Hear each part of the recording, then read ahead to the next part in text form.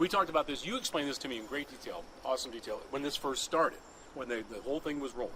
So let's talk about it, Neil. So 9 is, all the testimony is over. That was a long hearing, right? It was. And today, Friday is the day. So what is happening Friday? We're finally going to hear a decision in this, right? Correct. So what is Friday? So Friday, Judge Rowe will announce his ruling, and he'll tell us, one, how he interpreted the facts, how he interprets the 5 Miller factors, and he's going to tell us in how he applies the 5 Miller factors to the shooter in the case. Really is sort of anybody's ball game here. And this is to boil it down and determine if he can be tried as an adult or sentenced to life in prison. So the Miller factors are what the Supreme Court has identified as the factors that a judge has to consider in deciding whether or not a juvenile can be sentenced to life without parole. And that's a big deal. Juvenile life without parole. Huge deal. Doesn't happen often. So it doesn't happen often anymore. This is one of the first hearings where we've seen a court actually apply the Miller hearings. Let's back up for just so you have a little context.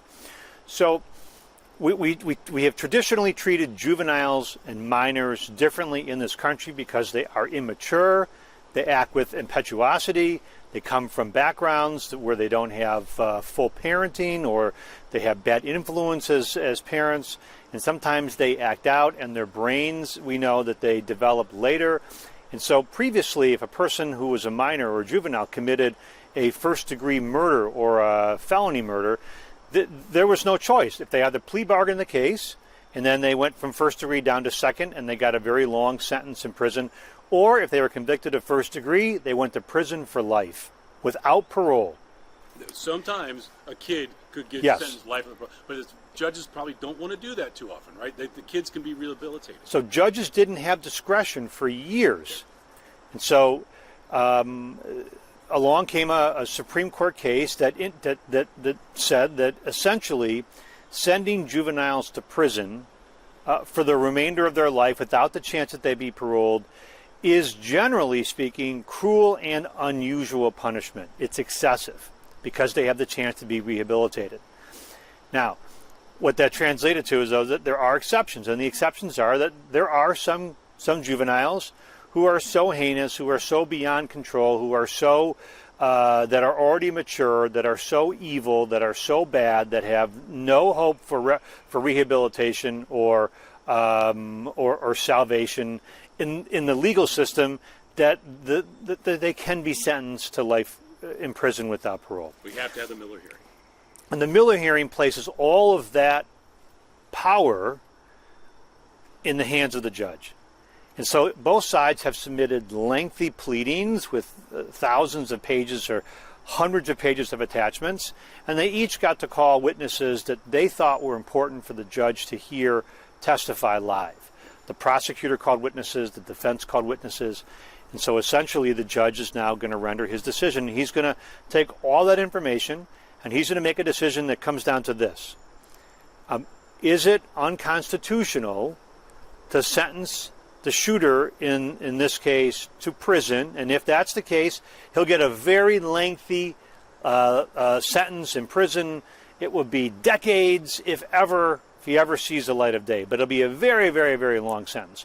Or he'll say that in this particular case, given the circumstances, it's constitutional and legal to sentence the shooter to life in prison without parole. Got it. Great way of describing the whole thing. So here we have, you're the prosecutor. I'm going to put you in the prosecutor's chair and then the defense attorney's chair, because they both made compelling arguments. Here's a person who planned this out and terrorized the community and took these lives, and I think verbalized that he wanted the families to suffer. There's that. So you're the prosecutor's chair. You want him locked up. They have to show the community that he's not going to get out. Is that pretty much where you would stand if you were the prosecutor? Yes.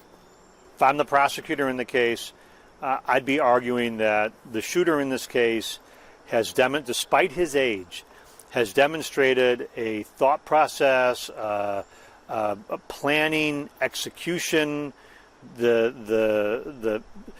no opportunity for him once he gets to prison to be rehabilitated. He's so far beyond the pale of potential rehabilitation, given how significant and complex his crime was. I mean, this was not a simple crime that developed out of a spur of the moment, or impetuosity. He planned to take a gun to school. He planned it. He left it in his bag. He didn't tell the police about it. He didn't tell the school about it. Didn't tell his parents about it. And then he had to be thinking about it. And he was thinking about it, is their argument. And he was thinking and planning, and then he executed the plan. Yeah. And I'll put you in the defense attorney's chair. Again, she did a great job. Compelling argument there. He hasn't driven a car. He was 15. He's 16 now. He's been sitting in jail there. They detailed how messed up he was and how messed up his parents were, and he couldn't get any help. So that's a good compelling argument too. So if you're in the defense attorney chair, what's your main argument? He's so young. He's just so young.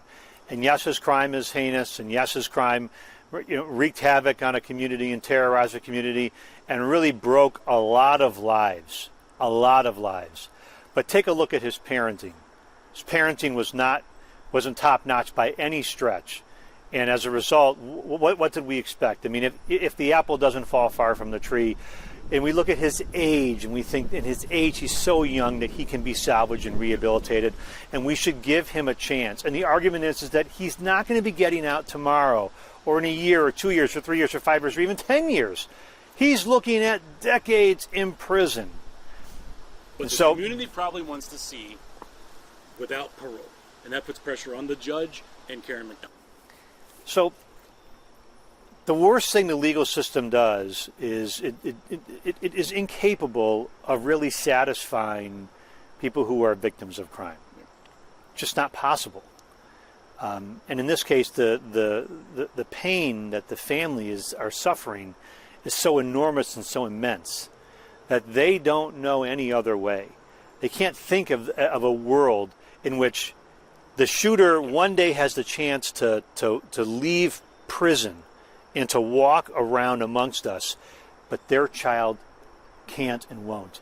And for them, that is just so impossible to imagine that they have to somehow find a way to have this person locked up for the rest of his life. They believe that he's a danger. They believe that he is potentially going to do it again. And I understand that mentality too. Their thought is, so what? He's in prison for 20, 30 years. He's going to get out in 20, 30 years. His parents are likely not be alive. His parents are not going to be around. He's going to have no friends or family. What's going to stop him again from doing something else in order to make his mark again in life?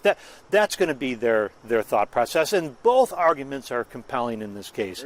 And a ton of pressure on Judge Rowe. A ton of pressure. So last question will be, gut tells you what is that ruling going to be? You're the judge now. Tough one. That's a tough one. It's a tough one. My gut tells me that Judge Rowe will sentence the shooter in this case to life in prison. Without parole. Without parole. That's my gut. Yep. My gut tells me that the facts developed at the hearing, that one of the witnesses called by the defense, who made every effort to mitigate the shooter's crime and background and to mitigate the sentence, just didn't totally measure up. That there were some real holes in that witness's testimony, and I think that is going to ultimately be the deciding factor, because we're talking about what is really the predictive factor of a hearing like this. Okay.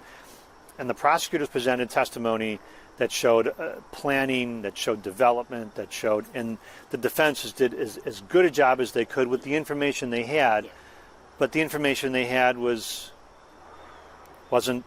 particularly strong, because we saw the crime unfold on television. We saw the pain. We saw the aftermath. We saw the way he spoke. And they brought in an expert to try to explain some of this. And I think that the judges, if I had to guess, and I would not want to bet money on this, but if I had to guess, I would think that the judge is going to err on the side of saying